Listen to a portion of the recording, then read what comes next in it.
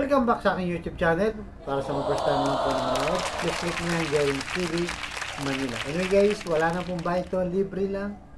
Tulong mo na lang din sa kapwa mo. Alright, thank you very much po. So topic natin ngayon for today's reflection. Ito yung ikalawang araw ng simbang gabi sa ating simbahang Katoliko.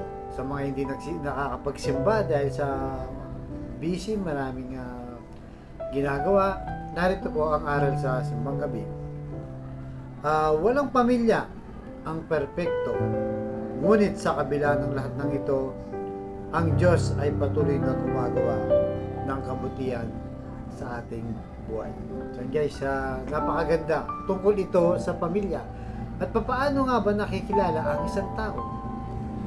Hindi ba nakikilala ang isang tao sa mismong pamilya na rin, di ba? Kung halimbawa, may kausap ka, sino ang tatay mo, di ba? Madalas ganun ang tanong, di ba?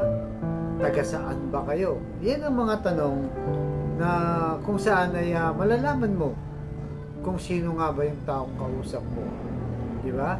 Kasi ganun ang nangyayari sa atin guys.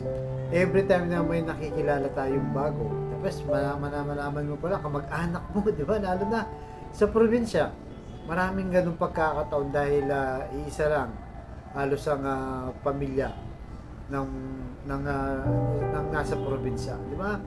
Marami tayong mga kamag-anak.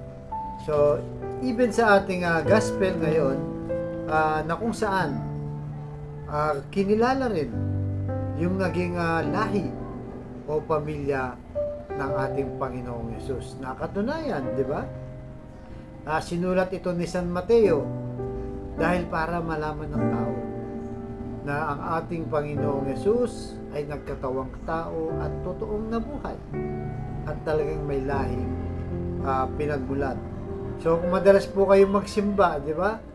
Lalo na pag simbang gabi, talagang pag December 17, ito na nga yung aral, yung pinagmulan o lahi ng ating Panginoong Yesus. So marami to guys, pero ano lang natin, i-summarize lang natin. So ang lahi ng ating Panginoong Yesus mula kay Abraham. So kilala naman niya sa Bible, di ba? At ang kanyang anak itong si Isaac tsaka si Jacob. Yan ang mga popular sa Bible. Tapos yung mga sumunod na hindi na natin masyadong kilala. Pero after ng 14 ng salin lahi, di ba? 14 na generation, lumabas itong si Haring David. Yan, medyo familiar yan, di ba? Sa ating Bible, mas maraming nakikilala kay Haring David dahil nga ang tumatak sa kanya ay napatay niya itong si Goliath. Kaya David and Goliath kaya sa sumikat. So pagkatapos ni David, si Haring Solomon, medyo sikat din, di ba? Hanggang sa kay Jose na naging tatay dito sa lupa na ating Panginoong Yesus, at siyempre yung ating mahal na inang Maria na nagluwal sa ating Panginoong Yesus. So pinatutunayan lang, di ba, na nabuhay ang ating Panginoong Yesus. Dahil nung panahon kasi yun guys, maraming mga taong heresy o yung nagpapakalat ng fake news, di ba? Nung unang panahon pala guys, uso na rin yung mga marites.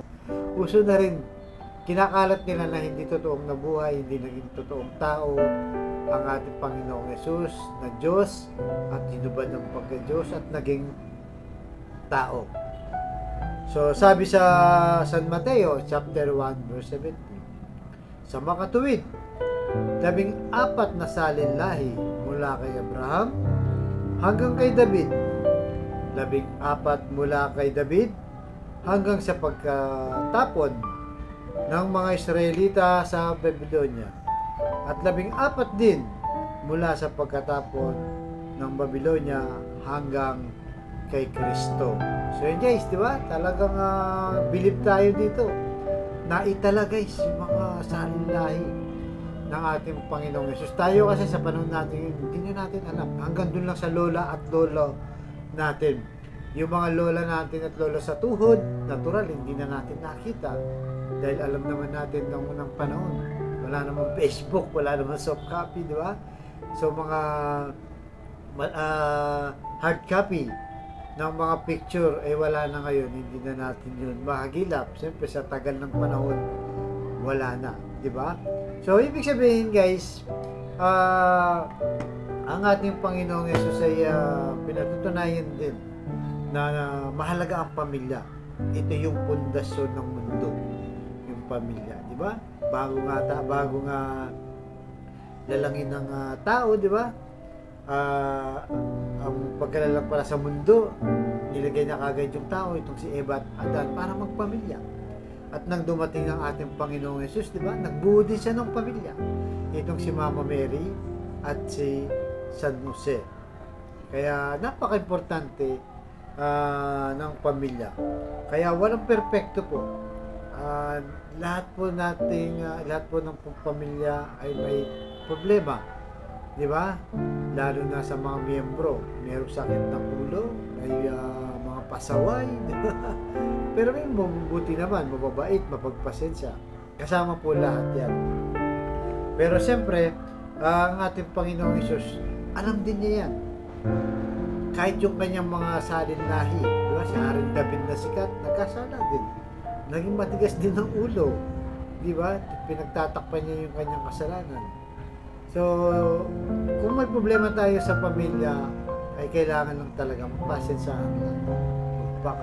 Magpakumbaba at intindihin na lang para hindi magkakagulo yung pamilya. Kaya kung may problema kayo sa pamilya, idulog nyo sa ating Panginoong Hesus dahil naranasan din niya bilang isang tao ang magpamilya.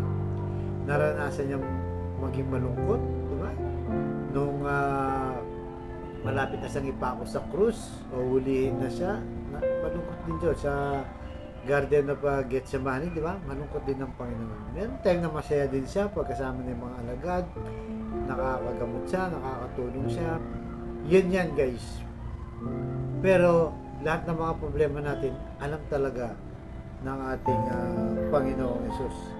Kaya siyempre tayo mga Katoliko, naniniwala tayo na ang Panginoong Hesus ay totoong Diyos at totoong tao. Kaya bilang isang magkakapamilya, di ba? Ay kailangan po natin talagang magmahalan, magtulungan, magpasensyahan, medyo tiis-tiis. Talaga minsan mahirap yung magpamilya, lalo na kung marami matitigas ang ulo. Pero ganun pa man guys, may ginagawang kabutihan ng ating Panginoon sa ating pamilya. So biro niya, di ba? Yung mga salin lahi ng ating Panginoong Hesus ay tsinyaga nitong si San Mateo para lang mapatunayan ang kanyang pinagmulan. Kaya lahat po tayo dumadaan sa matinding challenges, mga pagsubok sa pamilya, pero pairalan lang yung pagiging magkadugo, di ba? Yung pagmamahalan bilang magkapatid, magkamag-anak, iisang dugo lang ang dumadaloy sa atin. So, parte lang. Hindi mo maperfecto, di ba? Nobody's perfect. Kahit yung pamilya hindi perfecto. Pero, hindi naman yung dahilan. Kailangan natin pagtulong-tulungan bilang isang pamilya para mas less imperfect. Di ba? At least mabawasan man lang yun, mga ganung bagay na pinagsisimulan ng gulo sa bawat pamilya. Kaya sagrado po ang pamilyang binuo ng Diyos. Kaya sa kapatid natin nanonood sa aking vlog na may malubhanang karamdaman, problema sa pamilya mo, at problema rin sa pinansya, sabayin mo ko sa napakasimpleng dasal na kung ikay maniwala at magtiwala sa ating Panginoong Yesus, ay tsak yun pagkakaroon sa iyo sa tamang panahon. So tayo po'y manalangin. Lord, i-bless niyo po ang kapatid namin nanonood sa aking vlog na malubhanan po ang karamdaman. Stage 4 cancer na, Lord. Tinaningan na rin po ang kanyang buhay. At ang mga kapatid namin may karamdaman sa oras na to. Ipuhin niyo po ng iyong mapagpagaling na kamay. Haplusin niyo po ang kanyang karamdaman. Tanggalin niyo po, Lord.